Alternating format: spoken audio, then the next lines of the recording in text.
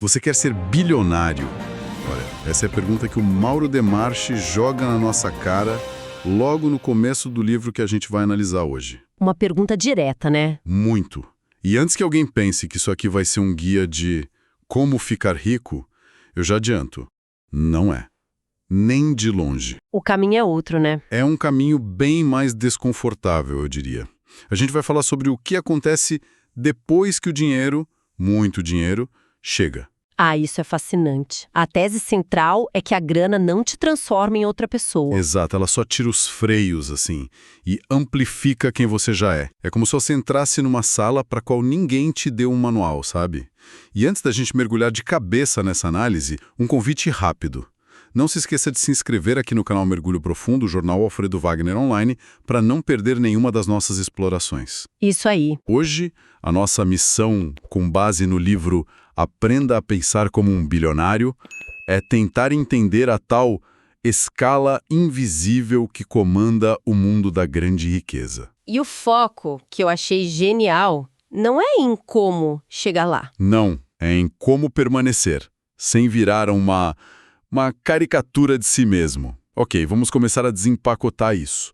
O ponto de partida do livro é uma questão que parece simples, mas é demolidora. Com quem você estaria sentado? Nossa, essa pergunta já diz tudo. Diz, né? A ideia é que a riqueza de verdade não reorganiza sua vida pelo que você pode comprar, mas pelo ambiente que ela te impõe. Existe uma escala que não mede só dinheiro. Isso, mede pertencimento, linguagem, tempo. É uma escala que, como o autor diz, não precisa se anunciar. Ela simplesmente existe. E o fascinante aqui é a diferença brutal entre estar presente e, de fato, pertencer. Chegar num lugar, ser convidado para a festa, não significa quase nada. É só o primeiro passo e talvez o mais fácil. Exato. O livro mostra que o erro clássico é achar que o dinheiro compra a entrada e o passaporte ao mesmo tempo. Ele compra a entrada, sim, mas a fluência para pertencer A fluência não se improvisa. não se improvisa. É como aprender uma nova língua.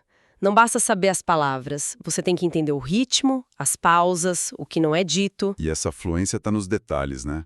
Naquilo que não se fala. Uhum. O livro diz que, nesses ambientes, não se fala de dinheiro, de cifras. Falar sobre o preço das coisas é quase cafona, né? Revela uma certa ansiedade. Exato. É um sinal de que você ainda está medindo o mundo com a régua que usava antes. Lá, a conversa é sobre outras moedas.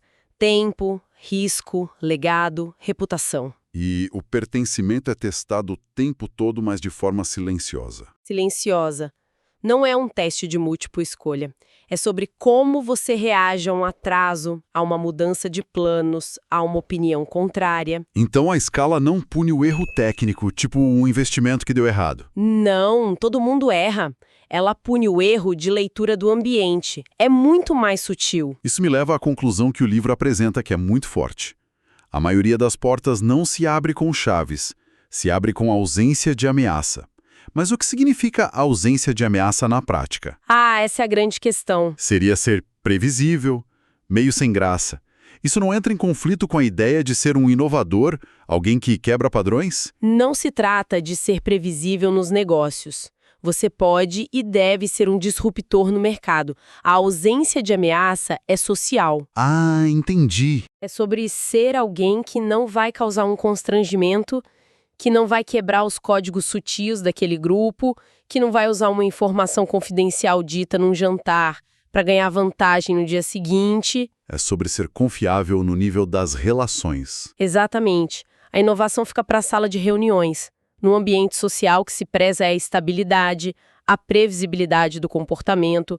Você não é uma ameaça, porque as pessoas sabem como você vai se comportar. É uma confiança que vai muito além do profissional.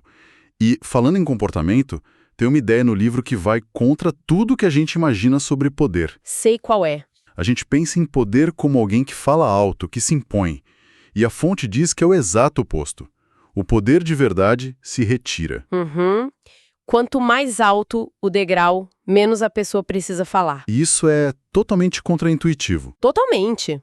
A gente associa poder com performance, com estar no palco, mas o livro argumenta que isso é cálculo estratégico. Como assim? Cada palavra que você diz cria um rastro, um compromisso. O silêncio te dá mais espaço, não te prende ao que você disse. Você pode mudar de ideia sem ter que se explicar tanto. Isso me lembra aquela citação clássica do Warren Buffett, Sim. de que você só descobre quem está nadando pelado quando a maré baixa. Perfeito. É exatamente isso. O excesso de exposição é ótimo na maré alta, quando tudo vai bem. Mas na crise, quem falou demais? Fica prisioneiro do próprio discurso. A maré baixa e a pessoa tá lá, exposta. Exatamente.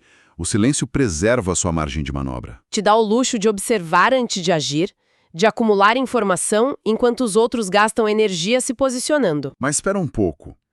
Como a gente diferencia o silêncio estratégico de alguém que, sei lá, simplesmente não tem o que dizer ou tem medo de se posicionar? Boa pergunta. Para quem está de fora, os dois podem parecer idênticos. Essa é a distinção crucial que o livro faz. É a diferença entre o silêncio da opção e o silêncio do medo. Ah, o poder vem da capacidade de poder falar, de ter o que dizer, de ter a atenção de todos se quisesse, mas escolher não fazê-lo. É o silêncio de quem controla o ambiente. E o silêncio do medo? O silêncio do medo é o de quem não tem escolha, de quem se cala porque teme as consequências de falar. A autonomia para escolher é a verdadeira demonstração de poder. É saber, como o livro cita o Jeff Bezos, a diferença entre uma decisão reversível e uma irreversível. Nem toda batalha merece a sua voz. Exatamente. E essa lógica se aplica também à linguagem, né? Não é sobre usar palavras rebuscadas. É sobre entender o ritmo. Saber quando uma frase curta, um não, é mais poderoso que um discurso de uma hora. Perfeitamente. Dominar a linguagem de um ambiente não é sobre vocabulário, é sobre ritmo e timing. É saber que, às vezes, um silêncio de 5 segundos depois de uma pergunta pode mudar completamente a dinâmica de uma negociação. É um jogo de sutilezas. Total. E esse jogo todo não acontece no vácuo, né? A ascensão de alguém mexe com todo o ecossistema social ao redor. O livro tem um capítulo sobre isso. Quem se aproxima quando você sobe? É uma reorganização completa. De repente, você deixa de ser um par para ser uma referência.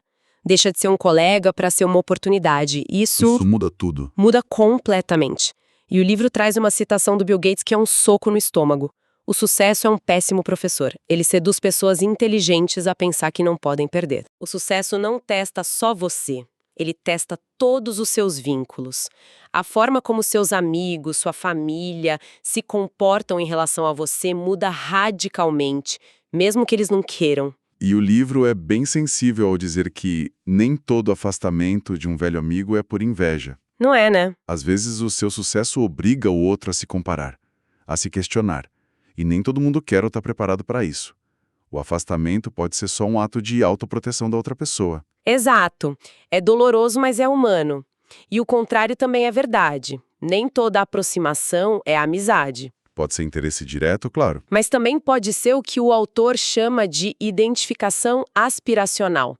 Pessoas que se aproximam não pelo que você pode fazer por elas, mas porque querem estar perto do que você representa. Elas se projetam em você. Se a gente conectar isso a um quadro maior, a ascensão exige o que o livro chama de uma renúncia silenciosa. É impossível subir e manter tudo exatamente como era antes. Seu tempo e sua atenção são finitos. Tentar carregar todos os hábitos, todos os compromissos do degrau anterior. É a receita pro esgotamento. Pense em alguém que é promovido a gerente na própria equipe. De um dia para o outro, essa pessoa não pode mais participar da roda de fofoca sobre a diretoria no café. Verdade. Não pode mais reclamar do chefe, porque agora ela é parte da chefia. É uma pequena renúncia silenciosa. Agora imagine essa dinâmica aplicada a todas as suas relações, com muito mais em jogo. É uma seleção natural de prioridades, então. Você precisa escolher onde colocar sua energia. Precisamente. Tem uma frase do Peter Drucker que o livro usa que é matadora. Não há nada tão inútil quanto fazer eficientemente algo que não deveria ser feito. Forte. Avançar exige parar de fazer coisas. O verdadeiro custo da ascensão não está no que você perde, mas naquilo que você insiste em carregar e que não cabe mais no novo patamar. No fim, avançar é um ato de seleção consciente. E isso inclui selecionar tempo, energia e, inevitavelmente, companhia. Exato. Essa ideia de seleção me faz pensar. Nem todo mundo que chega ao topo consegue fazer essa seleção e acaba implodindo. O que diferencia quem chega de quem permanece lá? Ah, essa é a chave. Acho que isso entra na diferença entre ser apenas visível e ter influência de verdade, né? Exatamente. O livro explora muito bem essa confusão. Visibilidade é ser visto, é ter o palco. Influência é ser considerado na hora da decisão. Uma depende de barulho. A outra de gravidade. Hoje em dia, a visibilidade é barata, pode ser fabricada com marketing, redes sociais, mas a influência real, aquela que muda o rumo das coisas, opera em conversas reservadas. Em telefonemas que ninguém fica sabendo. Isso! Então é a diferença entre o influenciador digital com milhões de seguidores e o conselheiro discreto que sussurra no ouvido do CEO. Um tem audiência, o outro tem o poder de mudar a decisão. Isso. É isso. É exatamente isso. E a fonte afirma algo crucial. Quanto maior a necessidade de provar, menor costuma ser a influência real. Faz todo sentido. A pessoa que de fato influencia não precisa convencer a multidão, apenas ser levada em conta pelos poucos que importam. A visibilidade excessiva pode até ser uma armadilha, te torna prisioneiro da sua imagem pública. Isso nos leva direto à ideia do bilionário que dura. Chegar lá é um feito, mas permanecer por décadas, atravessar crises, é um jogo completamente diferente. E o livro desconstrói aquela imagem do bilionário teatral, que corre riscos absurdos, né? Sim. Observando quem atravessa o tempo, a característica principal não é a audácia, é a paciência. Duração é uma virtude que não gera manchetes. É a força de resistir à tentação de agir quando todo mundo está gritando para você fazer alguma coisa. Exatamente. O bilionário que dura, segundo o livro, entende que dinheiro nesse nível não é poder imediato, é tempo acumulado. É a capacidade de esperar, de errar pouco e, principalmente, de não precisar responder a tudo e a todos. E essa mentalidade leva a uma das ideias mais duras do livro, na minha opinião. Sim, a do capítulo 9. Ninguém sobe para corrigir o que não fez enquanto estava embaixo. É uma ideia forte. Muito forte. Ela diz que a ascensão não educa, não te torna uma pessoa melhor. Ela apenas revela e amplia as falhas que você já tinha. Se você é impontual, agora sua impontualidade vira desrespeito institucional. Exato.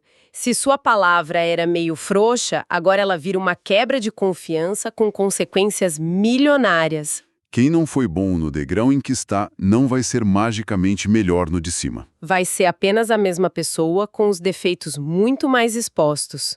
O seu degrau atual é sempre o teste final de adequação para o próximo. E para a gente ter uma dimensão concreta dessa escala toda, a fonte apresenta uns dados sobre o que chama de arquitetura da desigualdade. A analogia é incrível. É de explodir a cabeça. Se a gente levasse 11 dias sem parar para contar 1 milhão de segundos, para contar 1 bilhão de segundos, a gente precisaria de 31 anos. Anos. Isso mostra o abismo que existe entre ser milionário e ser bilionário. Um bilionário não é só 1000 vezes mais rico que o milionário. Ele é 1000 vezes mais rico que alguém que já pertence ao 1% mais rico do planeta. A escala é outra. É outra realidade. E essa escala colossal nos leva à conclusão do livro sobre a ideia de perfeição. A perfeição não está lá no topo inatingível. A única perfeição possível, segundo o autor, é a adequação a cada degrau. Honrar o próprio degrau. Exatamente. É cumprir bem o que você pode cumprir agora com os recursos que tem, respeitando as regras do ambiente em que você está hoje. Quem vive desprezando o presente em nome de um futuro idealizado tende a fracassar nos dois. Então, para a gente amarrar a ideia central, pensar como um bilionário que dura não tem a ver com iates e excessos. Nem um pouco. Tem a ver com uma relação diferente com o tempo, com o silêncio, com a renúncia. É entender que cada degrau da vida tem um custo e uma exigência. É sobre a capacidade de calcular as consequências, muito antes de colher os aplausos e aceitar que quase tudo que vale a pena tem um preço invisível. Exatamente. E isso nos traz de volta em círculo à pergunta inicial. Só que agora ela vem carregada com todo o peso dessa nossa discussão. Sim, o peso é outro. O livro não dá uma resposta, ele deixa a reflexão no ar. Depois de entender o custo estrutural, a reorganização dos seus laços mais íntimos, a necessidade estratégica do silêncio, o peso de durar em vez de apenas brilhar, Depois de tudo isso, a questão que fica é: você ainda quer ser bilionário? Você está disposto a pagar este preço? o que você achou dessa análise? Deixe seus comentários e, claro, se inscreva no canal Mergulho Profundo Jornal Alfredo Wagner Online para continuar explorando com a gente as ideias que moldam o nosso mundo. Até a próxima!